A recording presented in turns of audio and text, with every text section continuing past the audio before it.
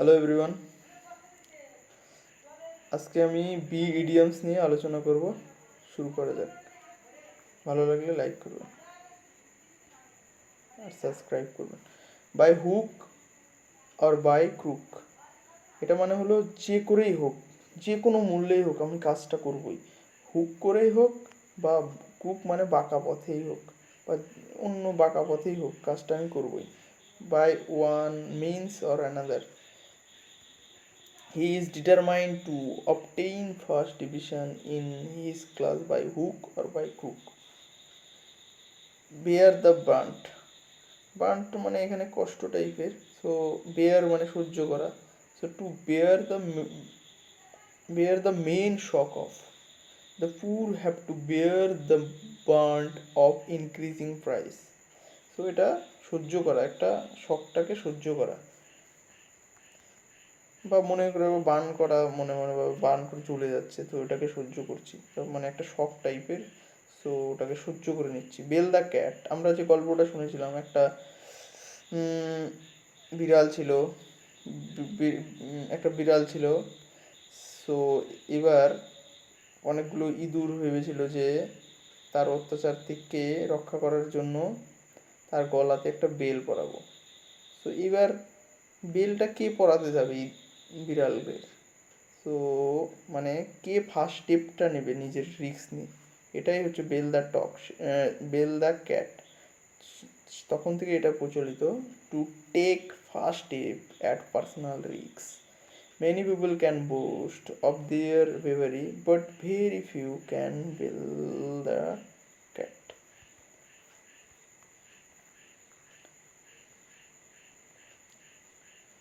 And next one, be defiance, মানে defiance mean অপেক্ষা করা। সো অপেক্ষা মানে ইগনোর করা, to ignorance. Rohan bade defiance to his father's wish to becoming a doctor and instead becoming an engineer. Blow the one's trumpet, trumpet একটা বাদ্যযন্ত্র, ট্রাম্পটা একটা বাদ্যযন্ত্রের মতো,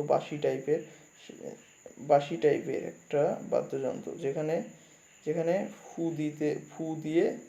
ফু দিয়ে বাজানো হয়। তো এটা মানে কি, মানে মানুষ অনেকে বলে যে ভাব দেখ অহংকারে ফুলে যাচ্ছে, অনেকটা সেরকম। সেটাও টু প্রাইস ওয়ান সেলফ, নিজেকে অহংকারী। সো এটাই যে ব্লো ওয়ান্স ট্রাম্প মানে অহংকারী, to praise oneself. No one likes to talk to those who are always blowing their own trumpet.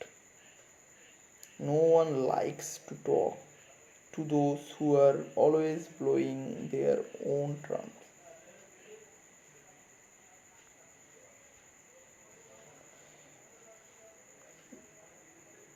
Next, break the news.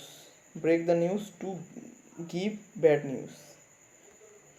To give bad news, break the news mean to give news, মানে একটা নিউজটাকে break করে দিলাম, মানে নিউজটা সবার মধ্যে ছড়িয়ে দিলাম। এখানে শুধুমাত্র ব্যাড নিউজই হবে না, যে নিউজটাকে ছড়ানোটাও হয়। সো এখানে ব্যাড নিউজ হিসাবে ট্রিট করা আছে।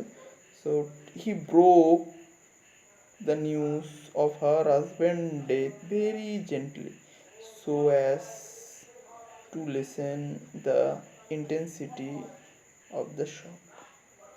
সে তার তার স্বামীর মৃত্যুর সংবাদ খুবই মানে জেন্টলিভাবে বলল, যেন তার দুঃখটা একটু হলেও কম অনুভূত হয়, এরকম।